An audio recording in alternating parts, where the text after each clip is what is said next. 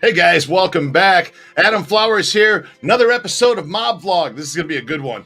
Mad Sam DeStefano, and we have a special guest today. It's Wednesday, May 31st, 2023. Welcome back, guys. Mob Vlog.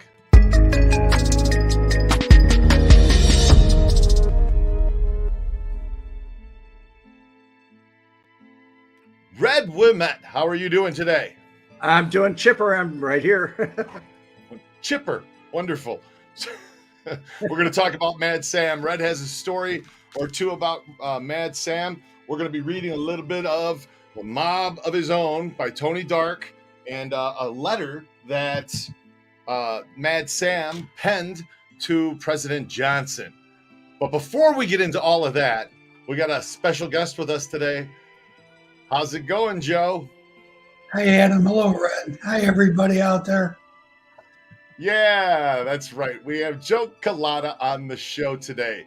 And want to say hello to everybody. And there's going to be a lot of hellos in the comments to Joe, Don Ciccio, John Hoochin. Be sure to hit the like button, guys. Scott H., Tim Perrone, Homan Sanders is here. BSJ, Rhonda's in the room. Ryan Brown's here. The whole gang is out here today, including John Wallace and Tommy Bridges. And Dave M., Robert, you guys are all here. Jim Yeager, it's nice to see you. Julie M., you guys are all here today. Brian Glade even made it to the show today. Imagine that. Tony Johnson, welcome into the room. Hello, everybody. Let's get into this show. Sean Bender, didn't want to leave you out either, buddy. So it's good to see you guys all. And Leanne Rolling Along is here, as well as Valmore, Outfit Boss, Philip Wright. What the hell? You guys are all here. Big Tuna, everybody's here. Christopher Urich. Be sure to hit the like button, guys. Okay, so where do we want to get started today with this show about Mad Sam DeStefano? First off, Mad Sam DeStefano was a loan shark for the Chicago outfit. We all know that. And he had a lot of people out there on juice loans. And he liked to hit people in the testicles with ice picks. Have we covered it all? The basics of Mad Sam. Let's so Joe, let's get started with this. The day Mad Sam was shot. All right. Okay. Here's what I know. Two friends of mine, they were customers when I used to cut hair. John and Tom. They were detectives. A little over a week before Sam was killed, his house was robbed. So these two detectives go by his house and they interview him, and he seems to like them. He's having conversation with them, talking. Keep me posted on what you find out. I want to find out who robbed my house. Well, they took a gun from whoever robbed his house. He said they took a gun. Handgun. Handgun, right. So a weekend went by. So they were going to go back by his house and see him. So they're driving down the street, and a call comes on the radio that there's a shooting at this address. It's Sam's house. They're like 4 blocks away, because they were going to talk to him. This John and this Sam, detectives. So they shoot over there by his house. He's laying down. Crowds of people all over, because Sears, that's a big store, is down the street. Crowds of people are all there. They get out of the car. They walk over there. Anita's not there. She was visiting her mother at the hospital, from what I was told. There was nobody at the house but him, wasn't there? Right. That's what I heard. So they're there, and they're like, see his body laying there. All sorts of people, because it's a shopping day also, So they're there, and his wife's not home. Now she comes pulling up, and she sees it, and she starts screaming. Oh my God, she's screaming. And we're the police. You probably killed my husband. She's going, you probably killed him. She's screaming at the police. She thinks, in her mind, she's thinking they did it. So my friend John's looking around, and in the crowd is Michael Spilatro. A lot of people standing around. Michael's standing in the crowd of people because his restaurant, Hoagie's, was right down the street from Sam's house. Michael he sees my friend John and he goes, tss, tss, like that. My friend looks over and sees him and he goes like this here. And my friend goes, nods his head and he goes like that. And he leaves. Now, I just wondered, do you guys think that they robbed the house a week or so before and took his gun so that when he left the house, he wouldn't have a gun on him? That was the idea. It's called I defaming wonder him. if that was part of it. You know what I'm saying? It was called defaming him, so he wouldn't have a weapon. They told him that's ahead of what. time. Isn't that what Frank Schweiss used to say? You got to go All the defang the time. guy. He said, make sure you defang him first. Yeah, well, that's what they did. They defanged him because he had no gun when they, and the wife was screaming, Anita. She thought the police did. They didn't do it. Everybody knows who did it now, supposedly. But anyhow, it's crazy how Michael happened to be in the crowd. And, and he knew, because we're all from the same neighborhood. We all come around not far from there, the Colony House restaurant. But I always wondered, I never heard that term defang him, but it's weird that they did. They defanged him. Yeah. And Yeah. That's easy. It's kind of fitting, too, to say that about Sam, I got a couple more stories about him. Yeah, didn't you know about a What? girl? Do you know about a girl was dating his No, his daughter daughter? was Yeah, dating this kid, Tony Sinello. Tony's dead now. Tony Sinello was dating his daughter, one of his daughters. I don't know if it was Chicky or Dee Dee or whatever. I just heard this story a few weeks ago from a good friend of mine who knew Sam and knew the whole family. And he said, Tony broke his daughter's car windows on her car. But this was a few weeks after they broke up. So Sam wanted proof who broke the windows on the car. So he calls up this guy and he says, he knew the father. So he calls up the father, could you tell your son to come by the house? So the son goes by the house. He goes, I'm going to ask you a question. Could you find out who broke my daughter's car windows? Now, you don't lie to Sam, but the kid don't want to commit either. So and his father was a heavyweight, this kid. He goes, I'll look into it, Sam. I'll find out. He goes, why? He goes, well, when I get him, you see that light post out there? I'm going to string him up and put a sign on him that says window breaker. The guy they never told him who did it. Tony Sinello is dead now. He died, God, at least 10 years ago. Yeah. man. Another story about Sam. My brother brings a guy there to borrow money one time, $500. Brings him down the basement. So I need $500. Okay, yeah, it's not a problem. Hands the guy, you want 500? Hands the guy 500. He says, now on Tuesday, this guy's going to come and you're going to give him $50. That's only the interest. That doesn't come off at the top. Every Tuesday, he's going to come 10% there a week. and you're going to give him $50. Guy's like, oh. And if you don't have the 50, you'll get a slap in your face, a kick in your balls, whatever. Following week, if you don't have the money, I go by your house. I beat your wife. Someone will beat your wife up. You got kids, I'll beat your kids, whatever. He's threatening the guy. The guy's a nervous fucking wreck. The guy says, I don't want the money. I changed my mind.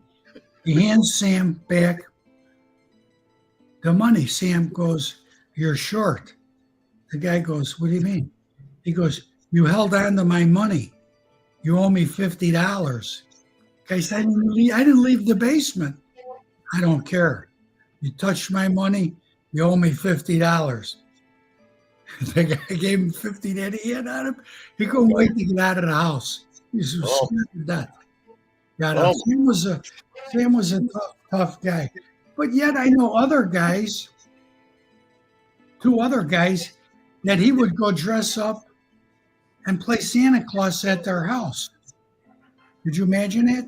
I'm not going to mention their names. Sam DeStefano dressed up as Santa Claus. He used to dress up as Santa Claus. And I know the guy is watching the show, and I'm not going to mention his name. And he'll go, holy cow, that's true. He did. He used to come to our house. This guy's family was police, but their grandfather was a big boss, big boss. And Sam used to go by their house and play Santa Claus.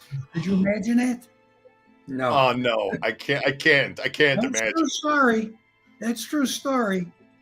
I wouldn't invite him into the I house. can mention the guy's name, but I can't. I don't want to. Yeah. He might not like it, and I don't want to upset anybody. Yeah. So Frank, your brother Frank, did a little bit about Sam, and you guys want to watch that? Yeah, go ahead. All right, let's watch it. I think a lot of you people like to talk about Mad Sam DeStefano. One day I get a call from Tony, take a ride with me. He says, I got to go pick up this lawyer on Roosevelt Street. So we go pick him up, Tony and I. So he gets in the car. So we go to up west where Sam lived. And we go into the house, and the wife, hello, how are you? And Sam is down in the basement. So Tony and I start going down the stairs like, again, I don't know what's going on. And when we get to the bottom, Tony kicks him in the back, and he flies down the stairs. At that time, I take action. So I grab the guy, and we put him in the chair. And then here comes Sam down the stairs in his robe and pajamas. And he's swearing to the top of his lungs like a psycho. And I looked, and I said, no, this guy's a nut. You know, the way he was carrying on. And he starts slapping the guy. And then he got an ice pick, and he said, "You son of a bitch." And he stabbed him by the cajunis. The cajunis.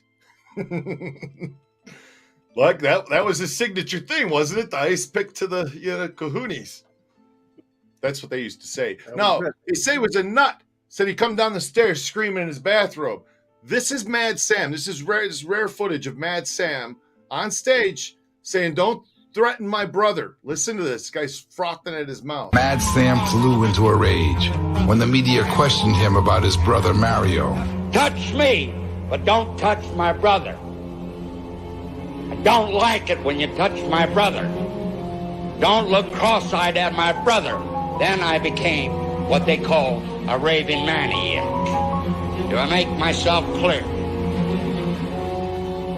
Abuse me, do what you want, slap me in the face, and I won't say nothing. But don't you pick on my family. You know what's funny, Adam? What's that? He don't want you to touch his brother. He killed one brother, and then the other brother killed him. You talk about dysfunctional family. Holy Christ. No kidding, right? No kidding. They kept how about a family. Right? How about a couple comments here? Scott H said, "Didn't they blow his arm off? Isn't that what they did? Didn't they shoot him twice?" Yeah, his arm was hanging off. Oh, what? Now the part about him killing his brother, Sam killing his brother, his brother was into the dope, right? Supposedly. Okay, and they were going to kill him. And didn't he beg the bosses, "Let me kill my brother," so that he could clean the brother, not disfigure his face, all that kind of? Is that true? I mean, I don't know, but Supposedly. I don't know. We were all told that. His brother was killed. Yeah. I think it was 1952. Yeah, I mean, I was 5 years old. I don't know. That was way before me. I was only 3 years old. You don't. Yeah, you're Van Pastor, man. You don't kill my brother. I kill my brother. He killed his brother. Unbelievable. It's JW. It's brotherly love. Yeah, that's right. Brotherly love. Oh man. You grow up in that house. No. Ryan Brown, you don't want any of that coffee either. Did you see the guy with the coffee in the thumbnail behind Sam with the crazy eyes? That was all. My friend had coffee there, the police copper, but he watched Sam make the coffee. Because I asked him, he said, And now recently, did you make sure you watched him? He says, I watched him make the coffee. I mean, this was before all the talk about him urinating in the coffee. Oh my gosh. Ultra Cowboy, at least she kept it in the at least Sam kept it in the family. Unbelievable. Joshua Allen Marshall, where are Mad Sam's kids now? Who knows? You know what? You got the name. He had a son. He had a son, Adam. He had a son that went to. He went out to Colorado to college and became a law professor. And I don't know what happened to him. And Dee Dee, I don't know what happened to her either. I don't know even if she's still alive. I visited Sam's grave, and there were flowers on it. Happy Father's Day, all of that, and I was just like, somebody. I mean, as crazy as you might be, I mean, somebody, you've got kids. Somebody loves you. I mean, you might be dysfunctional. Sorry, Joe. Stockholm syndrome. Stockholm syndrome, exactly. Yeah, that's yeah. Well, could start a new channel, Coffee and Cojones with Sam. Now, people say he was. Well, let's listen to this. This is a 3-minute clip. This is Frank Cullotta talking about. He's being asked if Sam was a Satanist. Okay, so let's check this out.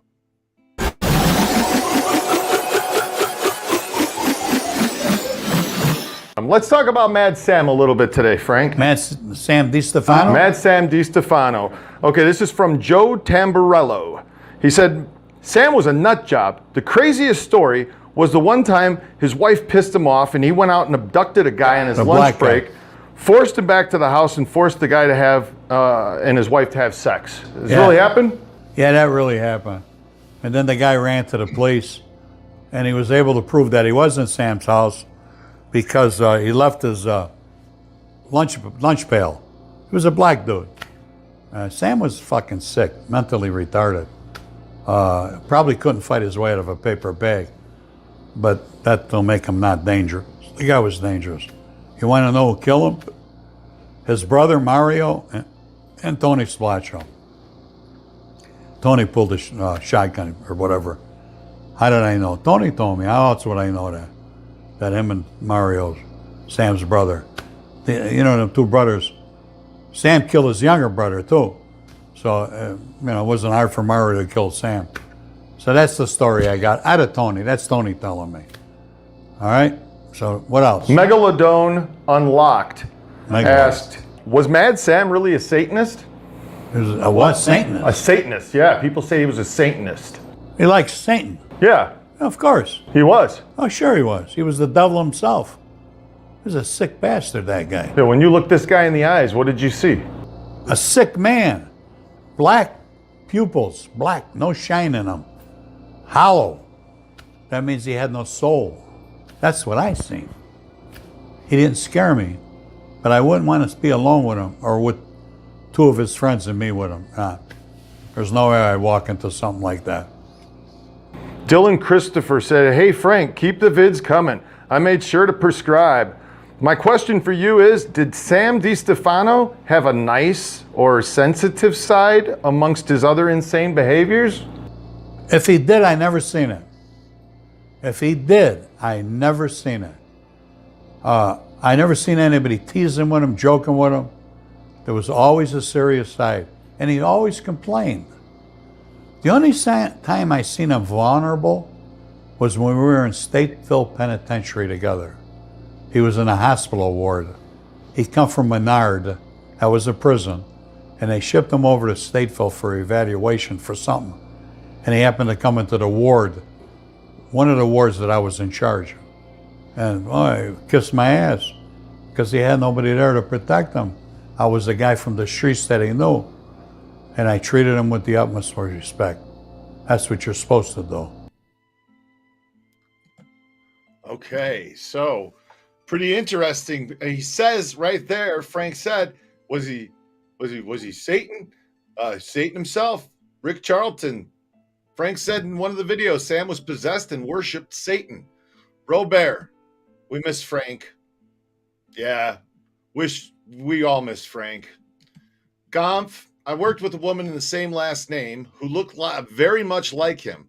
Would probably be a grandchild. Very nice woman. Never had the nerve to ask. Yeah, hi, what do you do? You go up and go, hey, are you Mad Sam? Are you related to? I'll tell you what.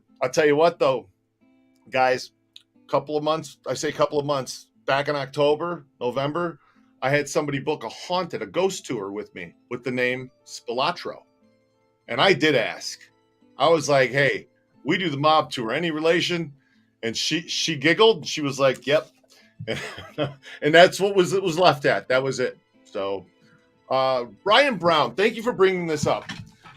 Mad Sam and Jackie Cerrone forced a woman to give them oral sex by force in Northern Avenue Steakhouse. Frank wanted to intervene, but was stopped by, I think, Tony. Yes, and we went looking for that clip last night, Ryan, and I didn't find it in time to play that clip. But yes, Frank said that happened. And also, we did, though, find this clip. Listen to what Diane Hansen said. Now, this is on Red's show. This wasn't on my blog. This was on Red's show. So don't copyright strike me, Red. Here we go. Listen up. This is from Michael Graham. Diane, how is it possible to be in a relationship with Mario DeStefano without having crazy close contact with his crazy brother, Sam? I never wanted to meet Sam, and Mario and I never talked about Sam. One night, I was out with my girlfriend at the place called the Black Door on Harlem Avenue with a cocktail lounge. It just opened, okay? We went there to check it out, and the bartenders, in conversation to the next bartender, said, Sammy D's coming in. Well, I knew that meant Sam DeStefano. So I said to my girlfriend, Donna, I said, we're getting out of here. I don't want nothing to do. I heard about him. I want nothing to do with him. So we didn't even drink our drinks. We left our drinks and we walked out. We left. I never met Sam. I never wanted to meet Sam because if I had to and I didn't like him, Mario would have had to get involved. And I didn't want to do that to Mario because I know how Mario felt about me. I did not want to put him in that situation. Smart woman, Diane. Get the hell out of there. Sammy D's coming. We're leaving. That's, that's kind of nuts. Now, I noticed Joe calls him Sam DeStefano, and Frank called him Sam DeStefano, and I called him Sam DeStefano. But other people say DeStefano. Yeah, I guess it is DeStefano. Isn't that what his nephew told us? I believe so. He said it was DeStefano is how it's pronounced, but I don't know. In Chicago, we say everything ass backwards. It's. What did you call him, Joe? Don't. Who, me? DeStefano. Joe. DeStefano. DeStefano. Yeah. Here, Joshua Allen Marshall. I read a story where Mad Sam bought a blind kid a $2,000 piano because he was impressed with how he played and never asked to be repaid. You guys know about that? Is that true? I never heard it. Never heard that. Okay. No. So I find it interesting that Possible. Frank said that the guy was mentally retarded, but I want to read you guys something. And I've read this in the past and I've been asked to read it again. So I'm going to read it to you guys. Mad Sam, and this is out of Tony Dark's book, A Mob of His Own. He wrote Lyndon Johnson, L.B. Johnson, President of the United States. He wrote him a letter, and he wrote this, let's see, September 21st, 65. Dear Mr. President, unbelievable. Sam DeStefano was released from Joliet prison and headed straight home to write then President of the United States, Lyndon B. Johnson, a private letter. In DeStefano's mind, Sam figured out and offered a solution to all crime problems plaguing America by making free narcotics available to addicts. On the following page is the letter explaining his plan and service to President Johnson. You guys ready for this? Dear Mr. President, Ready. After observing you and your family's actions since you became president, I'm convinced you're sincere in your desire to do great things for our country and our people. If you get the desired help from Congress, the Senate, and the people, I predict you will go down in history as the greatest president to date and possibly ever after. You may have serious domestic problems as well as foreign. I can help you with some of your important domestic problems. I'm not seeking anything for myself, not even glory, just anonymity, and now publicity on behalf of myself under no circumstance. The following will solve your crime problems. Listen to this. 70% or more of crime is committed by drug addicts. Simply sell narcotics at costs or give it away free to addicts. Dispense it from our TB stations or health stations, which are already set up throughout each county in the U.S. The cost will be nil. The savings will be billions of dollars in cold cash, in lives, in heartaches, and blood. Let me point it out to you, Mr. President. When an addict can get a supply of narcotics at cost or free, that addict can hold a job down. And if necessary, support his or her habit without resorting to crime and become a credit to his family and to his community and not a great big red liability. A user of narcotics resorts to crime because of the high costs of narcotics. I'm trying to keep a straight face, guys. To prove my theory, I have living proof right here. England has a population of approximately 90 million people. Yeah, half of the population of our country. Do you know how many drugs addicts England has? 500. It's astounding. My dear President, that is something I advocated 30 years ago and nobody would listen to me because I was just a little guy and nobody. Please heed my plea. I know what I'm talking about. Just let me speak to the crime board and you just created and appointed just recently. I am at your service free of charge. Mr. President, I'll also be able to help you greatly in your poverty programs and Mrs. President in her campaign to beautify our country. These are things I've dreamed about for many years for our country and for our people. And in the field of penology, I am an expert, although unknown publicly. Let me help you, sir, at my own expense and without salary. Yes, I got enough juice money out there. I don't need a salary. Mr. President, you also have a great and serious, dangerous domestic problem that's destroying our nation.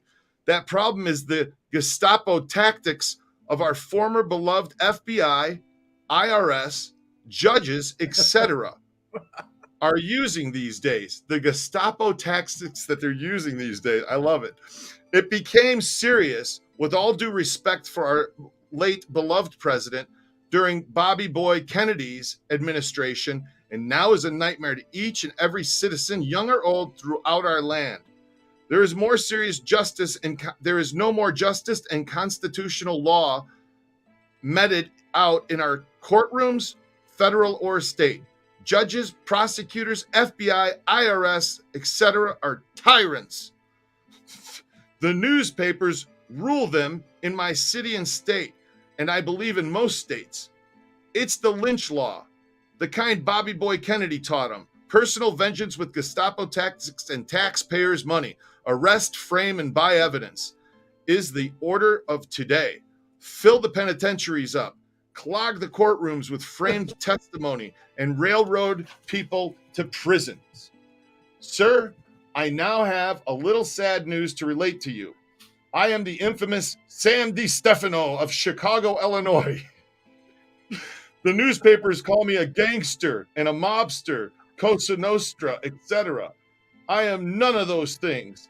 I am and have been terribly maligned for 6 long years by the press of the city of Chicago because of a personal feud with a reporter by the name of Sandy Smith, which started over my job as foreman with the city and because I was an ex-convict. But that's not here or there. I seek nothing from you, sir. I just want to help you, our country, our people, and last but not least, my children. 3 in college, all children, to have a better life. With the kindest wishes to you and yours, I am respectfully and obediently yours, Sam DeStefano. And that's from 1656 North Sayre Avenue. Does that sound like a person who's out of their mind? No, he sounds real smart. I think my brother misspoke when he called him retarded. He just meant that's not a good word to say about somebody. I think he just meant that the guy had a screw loose, that he was like crazy, Sam, which he was crazy. Yeah. He wrote a great letter there. I mean, that's what the liberals are doing now. I shouldn't say that, but looking at San Francisco, they want to give everybody free dope and everything, right? Yeah. And there's people laying on the streets and they're laying in tents. I mean, he might have been ahead of his times with some of the things he said, but he was a cuckoo bird. Yeah. It's not retarded, just insane. That's another way to say it, Scott H. Exactly. Yeah. Don Cheech, used to be that you needed to be Sicilian or Italian to be convicted. Now you just need to be Republican. Oh my God. So, Red, can you tell us a story of you going into Mad Sam's place, please? Yeah, that was in 1968. I was driving Kenny Hansen around, and I didn't know they had a problem, but they had a whorehouse on 95th and Keene, and Kenny ran it. It was the stable, and Sam sent a collector out there to collect money, and Kurt killed him, and I didn't know about it. But anyway, he said, "Come on up, pick me up. I got to go someplace," because Kurt had asked me to drive him around. And I said, okay. And I went and picked him up and drove him over. He's telling me, make a right here, make a left here. I didn't know where I was going. I didn't even know whose house I was going to. So I get there and we go in through the side door in the kitchen. And Anita's there and she's cooking a big pot of tomato sauce. And she's got bread, fresh bread. And she breaks it off and she dips it and she says, "Want some tomato bread?" And I said, "Yeah, thank you." And I took a little bite of it. And we're going down the stairs. We get to the bottom. There's two guys down there waiting. And we get to the bottom of the stairs. And these guys aren't saying anything. They tell me to sit down on the couch on the side. And Ken goes to the table and sits down at the table. And finally, Sam comes down the stairs. And he tells him, he's screaming at him when he comes down the stairs. He's in his bathrobe and pajamas, just screaming. And I looked over in the corner. I saw an altar over in the corner. We had cloth on it, and it was black candles and everything else. It was terrible. But anyway, he's screaming at him, and he says, you know why you're here? And he says, "No, Sam, why am I here?" And he said, "You know why you're here?" And he said, "No, I really don't." He was acting very submissive, passive. And so finally, he said, "I'm going to kill you. I'm going to kill you." And he kept saying it over in a rage. And he was frothing at the mouth while he was doing this. And I'm sitting there saying, "How did I get her? How did I get her? I don't belong here." And finally, he said, "Do you understand? I'm going to kill you." And he says, "Yeah, but could you do me a favor?" He said, "You're asking me for a favor? I just told you I'm going to kill you." And he says, "What? What do you want?" And he says, "When I'm gone, will you take care of my dog? She's up in the car." And he said, "Get out of here." I said, "That was my cue. I was up the stairs before he was." And Anita said, "You want some more tomato bread?" And I said, "No, thanks. I'm out of here." Jesus, unreal. Scott Christoffel, he was just misunderstood. If I ever come to Chicago, I'm going to your shop, Scott. He's got an oddity shop in Chicago. Check out his Facebook page. It's really cool. Dan Smits, it's nice to see you again too. Endangered species. Homelessness is a racket. What do you mean it's a racket? They make money off of the people being homeless somehow? I don't know. Major. They do? Van Pasterman, hey, you got all that trash and homeless in Los Angeles, but they outlawed plastic straws. Your priorities are a little out of whack as a human species, you know. Just a little out of whack. We'll get back to a little bit more about Sam in a bit.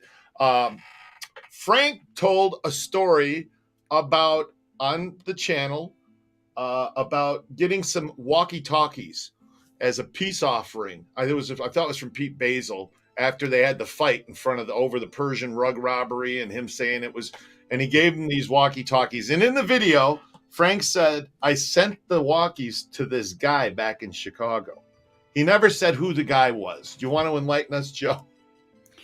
Yeah, he sent me walkie-talkies, my brother. I think it was, not sure if it was 1980. But he sends me these walkie-talkies. He says, bring them by Carm, have them put a marine crystal in there. He says, because the police can't monitor, they won't be able to get on this frequency or whatever, and they need a battery. They were M250s, the walkie-talkies. I said, okay. So we had individual rooms at the shop that I worked at. I had them sitting in the corner. He shipped them to me. They were at my shop. They were sitting in the corner. This customer comes in.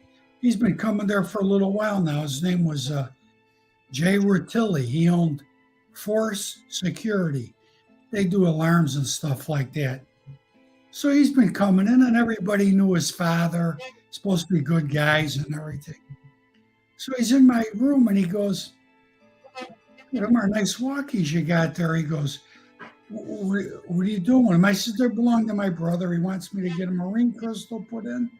So when his delivery men are delivering pizzas, they get a better frequency or whatever. I don't want to tell them it's for the burglars, you know.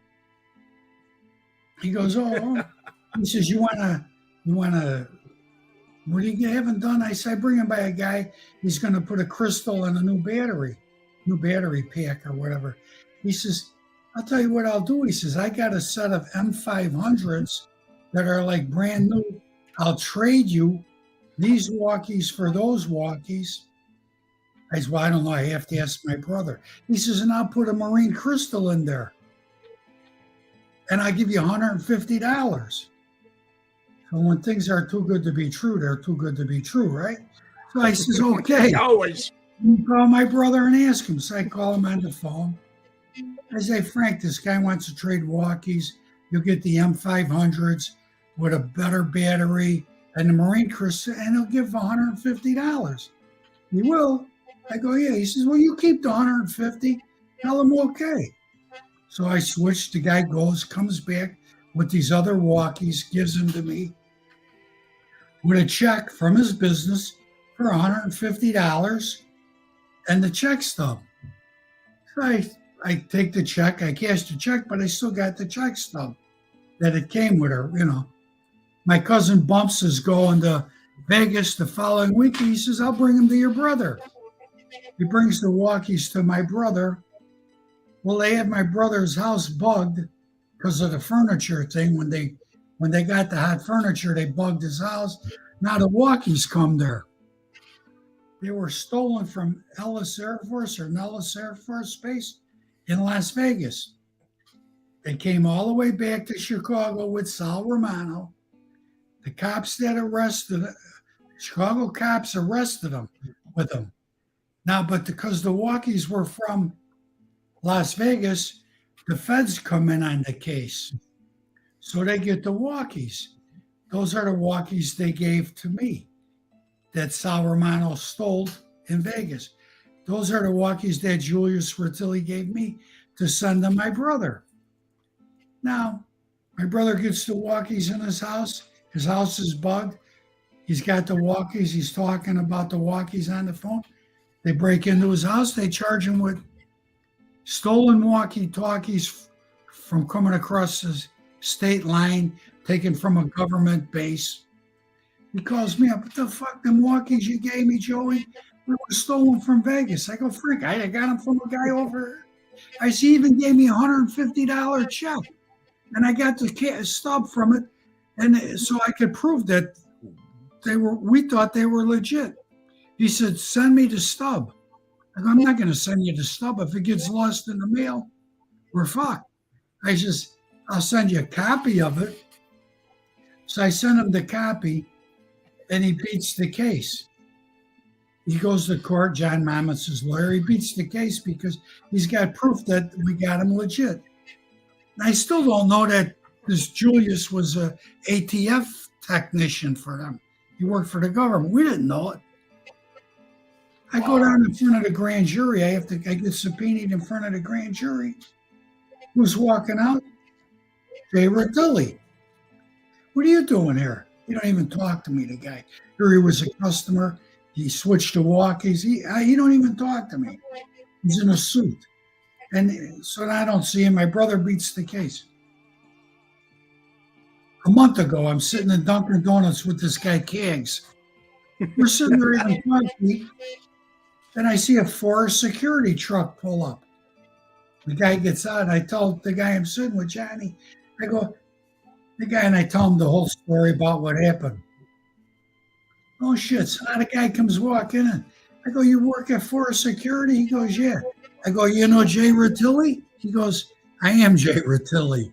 I didn't even recognize him. It's been 42 years since I seen the guy. I go, you know who I am? He goes, no. I says, I'm Joe Cullotta. I says, remember them walkie-talkies you fucking gave me? Oh, no. From out there, and I got set up. My brother got set up, but we beat the case. He goes, well, I was working for the ATF then. I did tech work for them or whatever. But that Sal Romano, he's the guy that set my brother and all them guys up on Bertha's. Yeah. At Pinchner in Chicago with them walkies. The G took the case. They turned him into a stool pigeon. He also had jewelry on him that he had stolen. But he hid it. They caught him with jewelry too. But he got some of it out of his pocket and he hid it in the squad car between the seat. But what he didn't know, Dennis Farina and this other cop were the cops that arrested him. But before when they bring their squad in, they searched the squad. And they found the hot jewelry, and they found jewelry in the car. They turned the jewelry in. They said, he had jewelry too that must have been taken on a burglary. Well, this Romano, he tells the government, they took jewelry from me. The coppers took jewelry from me. They never took the jewelry from him. He hid it in the squad. They got it. They inventoried it. So they said he was even trying to set up the cops to Sal Romano, and they knew it. Yeah. But anyhow, it was too late. He already had the goods on all them guys in Vegas. But Tony liked him because he was supposed to be a good alarm guy, this Romano guy. But he really screwed them guys up out there, all of them. You know. Wow. Whatever happened to him? Supposedly, what do you have, a car wash in Scottsdale or something? Yeah, in Arizona. He was in a wheelchair and he was running a car wash. That's the last I heard. Yeah. Yeah, somebody came on the tour and said, yeah, I know Sal Romano. And Frank said to him, well, yeah, tell me about his condition. And he said, well, he's in a wheelchair. And he went, oh, you do know Sal Romano. Somehow Frank knew about that his health had been declining. Yeah. So, yeah, that's what happened to Sal. But you know what Frank said about that, Sal? What? He said if he was to run into him today, what he would do. I said, what would you do if you ran into him? You know, he said, I think I would thank him. Because if it wasn't for him, I wouldn't be alive. That's what he said. That's probably true. That's what he told me. Probably true, because they wanted to kill him because of whatever was going on. Yeah, it's just. But isn't that something, how that Sal Romano, he tried to set up Dennis Farina and this other policeman, and they were both legit, the two cops, Dennis and this cop, because they searched the car. That's why I wanted to get back to you on that, Red, because, you know, like you didn't know, you were thinking maybe he was kinky, that Dennis. He wasn't. He took that jewelry and he turned it in. Him and his partner turned that jewelry in. And otherwise, if they would have kept that jewelry, Sal would have got them fucked up. They'd have blown their jobs. Wow. You know what I mean? But they were sharper than him. That's wild. A couple comments here from people. John Ramsey, Chicago was safer when the outfit ran the city. Agree or disagree? In a way, I mean, they basically only hurt their own. I know when my brother rolled and I had to go to Florida as a witness to about something my brother did in Florida with another guy, and the defense attorney subpoenaed me to discredit my brother's testimony. So when I was down in Florida, I said the cops came to the airport and they said, "Well, you're lucky your brother's only beefing on Italians." And I go, "Why is that? Italian people only hurt the ones that are involved in the crime itself." They said if he'd have been beefing on Colombians, they would fly to Montana and kill a whole family for $25. Or, the Cubans. He says, "Yeah, right. He says, but Italian people, their gang, they only go after the people that hurt them." So maybe Chicago was safer if there was an outfit and they ran Chicago. I'm not saying there was an outfit, but if they ran the outfit, I mean, if they were around, maybe it would be safer. I don't know. Same thing with with all the killings in the bad neighborhoods now.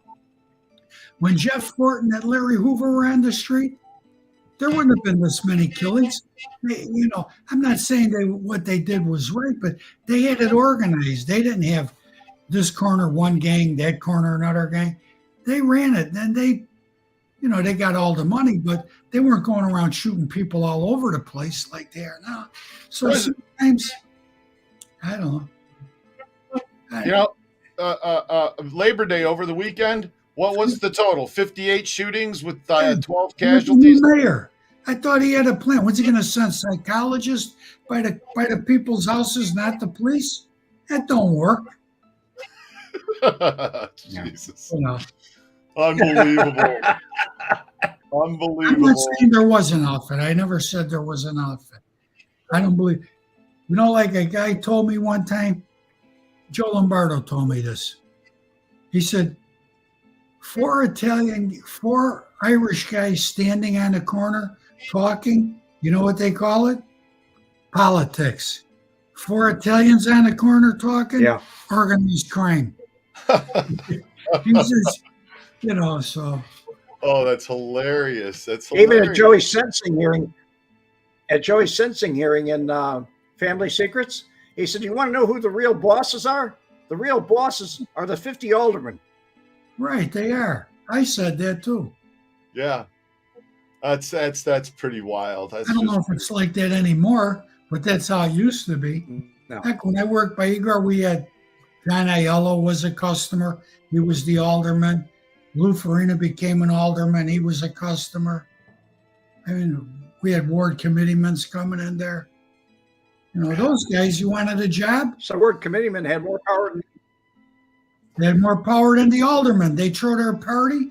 You go there, give them $1,000. Next thing you had a job. Making whatever amount of money. Oh, that's how it works, man. That's how it works. That's how I got into the union in Chicago. It was just, and here's your card. Go on. Here's your boss, your job. Slook. I'm not even going to try and say your name.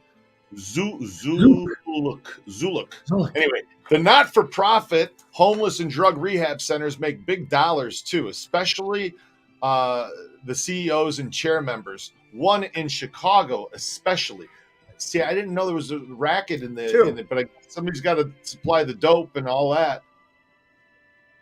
Yeah. There's 2 hotels in Chicago that get paid $25 million a week, each hotel. It's just crazy. Yeah, it's crazy. Seriously, and taxpayers are paying for it. Benedict Mastriani, Tony Spilotro was homeless in the end. I never heard that. No, I never heard that. Timothy Foster, didn't Frank suspect Sal Romano was a rat? Yes, that's fact, right? Yes. He told Tony, he said, something's wrong with this guy. Something's wrong with this. He knew it because the copper from Chicago told him. Some cop told him. Yeah, exactly. The cop told him. Wasn't he the guy that didn't put a swimsuit on and get in the pool? I don't know. He didn't have to. I mean, if he got in the pool with a swimsuit, I mean, They had him on video. See, they had the place. They had a camera in there, and when they get to here, you go out on home invasions with guys. You go do armed robberies, burglaries. Now you go and sit by the house afterward. There's a camera there. The government was letting Sal Romano do all these things because they wanted to catch my brother and Tony. I think I'm not exactly sure, but when I went to court in Vegas, there were people there that were asking who got robbed when they found out Sal Romano was a government agent and he was one of the ones robbing. Where's our stuff? How come we don't get our merchandise back that this guy robbed? You know what I mean? The FBI let him run rampant. Yeah. He was using the agents, and the agents were using him. I'll tell you one thing, too, another thing. Years ago, my brother got in trouble, and he was going to jail. And Tony got us this lawyer. Mackenzie was his name. Can't think of his first name. My mother was a widow. I had just gotten married. I was married about a year or so. And Tony gets us this lawyer, Mackenzie. He's supposed to be a great lawyer. Comes by our house, talks with us. I gave him the money that I had for my wedding, and my mother gave him all she had, this lawyer. And she's a widow working 2 jobs. This Mackenzie, I'm going to get rid of habeas corpus and beat the case for him. So, month goes by, 2 months go by, call the office where he works. Oh, he's not with our firm no more. He moved to the Cayman Islands, this Mackenzie, right? Right. Years and years go by. I'm in Vegas, and who do you think one of Tony's fucking lawyers is? He comes up there, and I'm there to Mackenzie. discredit my brother. And they says, oh, Mackenzie. And I go, what? I said, Tony, I'm not getting up there and fucking talking about my brother now. You got this guy Mackenzie as a fucking lawyer. He owes my mother me and my mother $3,000 from 1968. This guy this Mackenzie. Tony was using him. I says, I'm not going to get up there and say it. Oh, yeah, you are. You're going to get up there and say it. If I had to get up there and say it, never got a fucking thing. Oh. I never said that story before. Mackenzie. Oh. If you're out there, Mackenzie, listening, fuck you. You tell him, Joe. You tell him, Joe. You robbed my widow mother and me. You tell him. Big gangster Tony that he fucking supposed to be our family friend. Unbelievable. He should have got the $3,000. I'm there testifying against my brother, and he's using this jerk who robbed us fucking 30 years earlier or 30-something years before. Unbelievable story, Joe. Joe, do you remember an attorney by the name of Julius? Black guy? Eccles? He represented Frank? No, yeah. I knew a Julius Eccles, but he was white. And he was a white ex-lawyer with my brother, and then when they got... his name was French. His last name was French. Frank mentioned that he represented him in D.C. and Washington. Adam Bourgeois? He had a French name. Adam. Yeah, I knew Adam Bourgeois. He kept saying, I want to represent you. I want to represent you. He was Larry Newman's lawyer. Jesus. Right. And Larry, well, forget it. All right. So, guys, this has been an awesome afternoon. We've had so much fun. And, boy, I learned a few things. And you guys, everybody out there listening, Scott H., effing lawyers. Exactly.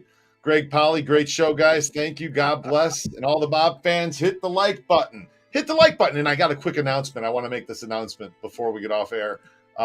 Tonight, guys, I know this isn't a ghost crowd, but Ghost Adventures is on. And the episode is about Lake Mead, the Lake of Death. And it's going to be on TV on Discovery Channel tonight. And just saying, you never know who might be in it.